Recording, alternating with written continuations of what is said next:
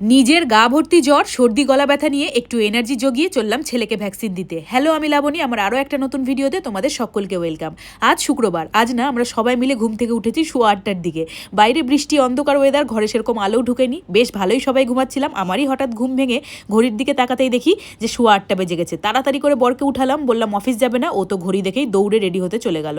আর এইদিকে হাতে মাত্র আমার 15 মিনিট সময় বরকে টিফিন বানিয়ে দেওয়ার জন্য। কি আর বানাবো, দেখলাম কাল রাতের অনেকগুলো ভাত বেঁচে আছে। সেটাই আমি তাড়াতাড়ি করে কাঁচা লঙ্কা, পেঁয়াজ, রসুন আর ডিম দিয়ে ভালো করে নুন হলুদ দিয়ে ভেজে দিয়েছি ঝাল ঝাল করে। আর এই ভাত ভাজাটাই ওর টিফিনে বেশি করে প্যাক করে দিয়েছি। আর ভাত ভাজার উপরে আমি একটু বাদাম ভাজা অবশ্য ছড়িয়ে দিই। দেখলাম বাদাম ভাজাটা শেষ হয়ে গেছে, তাই ছোলা ভাজাই ওপর দিয়ে একটু ছড়িয়ে দিই। না, আজকে বরকে ব্রেকফাস্ট করে দিতেই পারিনি। আসলে হাতে সময় ছিল না, না আমার বানানোর না ওর খাওয়ার। সামান্য মুড়ি, তেল, লবণ, চানাচুর দিয়ে মেখে দিয়ে দিয়েছি। বললাম যাওয়ার পথে বাসে বসে খেয়ে নিও। বেরোতে 10 মিনিট ওর লেটও হয়ে গেছে।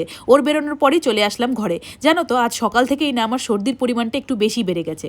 নাক দিয়ে ক্রমাগত জল ঝরেই যাচ্ছে।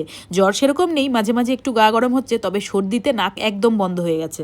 আজ না আমার ছেলের ভ্যাকসিন আছে ওই দুপুর 12টার দিকে, তাই আজকে নিয়মের একটু গোলমাল হবে। তার মধ্যে আমার শরীরটা খুবই খারাপ, আর বাইরেও ভীষণ বৃষ্টি হচ্ছে। জানো তো, ভাবছি এই বৃষ্টিতে টোটো পাবো কি। আর টোটো ধরতে গিয়ে যদি হাঁটতে হাঁটতে আমরা দুজনেই ভিজে যাই, এই অবস্থায় আমার তো আরও বাজে হাল হয়ে যাবে। এমনিতেই কয়েকদিন লেট হয়ে গেছে ভ্যাকসিন দেওয়ার, আজ তো যেতেই হবে। তার জন্যই বিছানাটা ভালো করে পরিষ্কার করে নিয়ে চলে গেলাম দুজনেই ফ্রেশ হতে।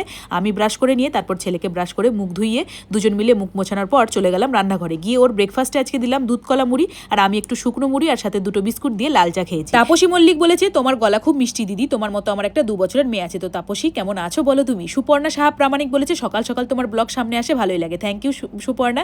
কুমারেশ মণ্ডল বলেছে দিদিভাই ঠাকুরের কাছে প্রার্থনা করি তুমি তাড়াতাড়ি ভালো হয়ে যাও। ও থ্যাংক ইউ কুমারেশ। মৌসুমী সাহা বলেছে লাবণী তুমি খুব সুইট। মৌসুমী, তার সাথে একটু সল্টিও আছি। আকাশ মজুমদার বলেছে দিদি তোমার ভিডিও খুব ভালো লাগে, আমার নামটা নিও মিতালি মজুমদার। তাহলে মিতালি, কেমন আছো তুমি? যেহেতু দুপুর 12টার দিকে ডাক্তারের ওখানে যাওয়ার ব্যাপার আছে, 3 নম্বরে নাম রয়েছে, আর আমার বাড়ি থেকে জায়গাটা অনেকখানি দূর, সেই জন্যই ঠিক 11টা বাজতেই আমার বাচ্চার সাথে আমিও স্নান করে নিয়েছি। তারপর ওকে তৈরি করে দিয়ে আমিও রেডি হয়ে নিচ্ছি। আমার ছেলেকে ধরতে যে দিদিটা আসে তাকে কাল আগে থেকেই বলে দিয়েছিলাম আজ একটু তাড়াতাড়ি আসতে। আমরা দুজন মিলে তৈরি হয়ে যা যা লাগবে সবকিছু ব্যাগে প্যাক করে নিয়েছি। আর দেখলাম বাইরে পুরো মুষলধারে বৃষ্টি হচ্ছে, আর ঠিক ওই মুহূর্তে আমারও শরীর খারাপটা আরও বেড়ে যাচ্ছে। এই দুপুরের পর থেকেই না আমার জ্বরটা আসছে। এই সময় গাটা গরম হয়ে গেছে, কিন্তু দুপুরে পেট ভরে খাওয়ার পরই ওষুধ খাবো বলে এই সময় আর সেরকম খাবারও খাইনি। আর তার মধ্যে বাইরের বৃষ্টি দেখে খুবই বিরক্ত লাগছিল, তাই নিজের মাইন্ডকে একটু ফ্রি করার জন্য ছেলের সাথে গানের তালে একটু নাচানাচি করে আরও একটু এনার্জি গেইন করে নিচ্ছিলাম যতক্ষণ না ওই দিদিটা আসছে। তারপর ওই দিদিটা এলেই বেরিয়ে পড়লাম বাচ্চাকে ভ্যাকসিন দিতে যাওয়ার উদ্দেশ্যে। সেই মুষলধারে বৃষ্টির মধ্যে বেশ কিছুটা হাঁটার পর পেয়ে গেছি একটা টোটো। ব্যাস অমনি টোটো কাকুটাও সুযোগ বুঝে একটু বেশি ভাড়া চেয়ে বসলো। আমার উপায় নেই, সময় পেরিয়ে যাচ্ছে, তাই সেটাতেই রাজি হয়ে উঠে পড়লাম টোটো। এবার রাস্তা দিয়ে যেতে যেতে কাল ভিডিওতে করা কিছু জনের কমেন্ট পড়ি। প্রথমে সংযুক্তা বৈরাগী মণ্ডল বলেছে এত এনার্জি পাও কোথা থেকে গো? সংযুক্তা, আমি আগেই বলেছি এত এনার্জি পাই আমার ছোট্ট বাচ্চাটার থেকে। নির্মলা বেরা বলেছে আম খাওয়ার সাথে ঠান্ডা সর্দি লাগার কি সম্পর্ক বুঝলাম না। আমার তো মনে হয় আম খাওয়া বেশ ভালো, কারণ এর পুষ্টিগুণ বিচার করলে। তো নির্মলা, যেহেতু এই আমগুলো অনেক রয়েছে, বাইরে রাখলে সব পেকে পচে যাবে, যার জন্য সমস্ত আমগুলো এখন ফ্রিজেই রাখা আছে, তাই ফ্রিজ থেকে বার করে ঠান্ডা আম খাওয়াটাই আমাকে বন্ধ করতে হবে। ভ্যাকসিন দিয়ে বাড়ি ফিরে দেখলাম প্রায় 1:30টা বেজে গেছে। তাড়াতাড়ি করে ছেলেকে খাইয়ে ঘুম পাড়িয়ে আমাকেও দৌড়াতে হবে রান্নাঘরে। কিছু রান্না করাই নাই, এইদিকে খিদেতে শরীর খারাপ করছে, আর ওইদিকে যাওয়ার পথে বৃষ্টির জল কিছুটা গায়ে পড়ে আরও নাক বন্ধ হয়ে গেছে, সাথে গা গরম তো অনেকখানি বেড়ে গেছে। দৌড়ে চলে গেলাম রান্নাঘরে। ফ্রিজে দেখলাম কিছুটা কাঁচা মাংস পড়ে আছে, আলু, পেঁয়াজ, আদা, রসুন, সমস্ত মশলা, মাংস সব কিছু তেলের মধ্যে ছেড়ে দিয়ে কষিয়ে একটা ঝোল বানিয়ে নিলাম। আর তার সাথে কোনো রকম ভাত করবো না, কালকের তো সুজির রুটি আছে, গরম করে নেব। আর ঝোল ফুটতে ফুটতে তার ফাঁকে ভাবলাম কয়েকটা আলুর পাপড় ভেজে। সুস্মিতা রাজীব বলেছে দিদি তোমার সুপার পাওয়ার আছে গো, এত শরীর অসুস্থ তাও কাজ করছো। তুমি আর পুচকু খুবই কিউট, তোমার নেলসগুলো খুব সুন্দর। তো ওষুধ খেয়ে নিও আর খুব ফাস্ট সুস্থ হয়ে যাও। থ্যাংক ইউ সুস্মিতা তোমায়, তুমিও খুব ভালো থেকো। শেলি চক্রবর্তী বলেছে আমার আর মেয়ের সেম ডেটে বার্থডে, বাট 3 জনের বার্থডে একই দিনে, this is unique. Shelly, thank you তোমায়। অনামিকা ঘোষ বলেছে ড্রেস পরার কথাটা একদম ঠিক বলেছো, আমিও সেটাই মনে করি, যার যেরকম নজর। তুমি খুব এক্সপার্ট গো, ভালো থেকো। থ্যাংক ইউ অনামিকা। মল্লিকা মণ্ডল লিখেছে দিদিভাই তোমার কি জ্বর কমেছে, শরীর ঠিক আছে? তো মল্লিকা, জ্বর সেরকম নেই, কিন্তু নাক দিয়ে ক্রমশ জল পড়ে যাচ্ছে। আমি এখনকার কথা বলছি, আমি এখন রাতে বসে এডিটিং করছি, আর গলাতে মনে হয় কোনো একটা কাট আটকে আছে, এরকমই অবস্থা হয়ে আছে আপাতত।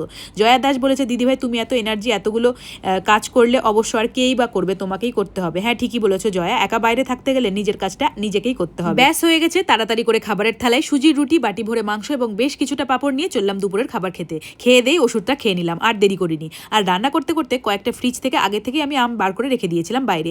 এখন বাজে বিকেল 4টে, আর এই সময় আমটা খেয়ে নিচ্ছি। এরপর ছেলের রাতের খাবার বানিয়ে সন্ধে হতেই চলে গেলাম ছাদে। সুপ্রিয়া সাহা বলেছে তবুও কি সুন্দর ভয়েস দিচ্ছ, দারুণ তো। থ্যাংক ইউ সুপ্রিয়া, তোমাদের ভালোবাসায় আমি আমার সামান্য চেষ্টা চালিয়ে যাচ্ছি। অনিতা রয় বলেছে কেমন আছো লাবণী? তো অনিতা আমি খুব ভালো আছি, তুমি কেমন আছো? বুলটি হালদার বলেছে হাই লাবণী দি, তুমি আমাকে চিনতে পারছো কিনা জানি না, কিন্তু আমি তোমাকে চিনি যখন তুমি খুব ছোট তখন থেকে, তুমি আমি একসাথে বড় হয়েছি। তো বুলটি আমি সত্যি তোমায় চিনতে পারছি না, যদি ছোটবেলাকার কোনো কথা বলো তাহলে যদি চিনতে পারি। সাথী বলেছে তোমার ভিডিও দেখলে স্ক্রল করে আর যেতেই পারি না, তোমার কথাগুলো শুনতে খুব ভালো লাগে। থ্যাংক ইউ সাথী, তাহলে তুমি আমার সাথী হয়ে থেকে যাও। তিথি হালদার বলেছে সত্যি তুমি যে কি করে সব ম্যানেজ করো দেখেই অবাক লাগে, একা ঘরে এত কষ্ট, শরীর খারাপ হলেও দেখার কেউ নেই। গড ব্লেস ইউ দিদি, ভালো থেকো, তুমিও খুব ভালো থেকো। প্রিয়াঙ্কা মিস্ত্রি বলেছে তুমি কিছু কিছু কমেন্টের উত্তরগুলো উচিতভাবে খুব ভালো দাও, তাই তোমাকে আমার বেশি ভালো লাগে। আমি অনেকটা তোমার মতো, মানুষের অনেক সমস্যা, সব সমস্যার দায় কি আমাদের বলো? তুমি কারোর কথায় পাল্টাবে না, খুব ভালো থেকো। হ্যাঁ গো প্রিয়াঙ্কা, মনে রাখবে যাদের মনের মতো হয়ে তুমি চলতে পারছো না তারাও তোমার মনের মতো হয়ে কখনো চলার চেষ্টাই করেনি, শুধু আশাই করে গেছে। সেই জন্যই তোমার নিজের ভালোর যেটা লাগে সেটাই করে যাও, আর সব ভাই সেটাই করে। আজ না সব কিছুতেই লেটে চলছি, এখন বেজে গেছে 6:45 মতো, ঘরে গিয়ে চা বানিয়ে খাবো। দুপুরের মাংস তো রান্না করাই আছে, সাথে গরম ভাত করে নেবো, বড়েরও হয়ে যাবে। আর ছেলের বানানো খাবারটা ওকে খাইয়ে ঘুম পাড়িয়ে দেবো। আর আজকের ব্লগটা এখানে শেষ করছি। কেমন লাগলো তোমাদের? ভালো লাগলে একটা লাইক করে যাও। ততক্ষণের জন্য সকলে ভালো থেকো, বাই বাই।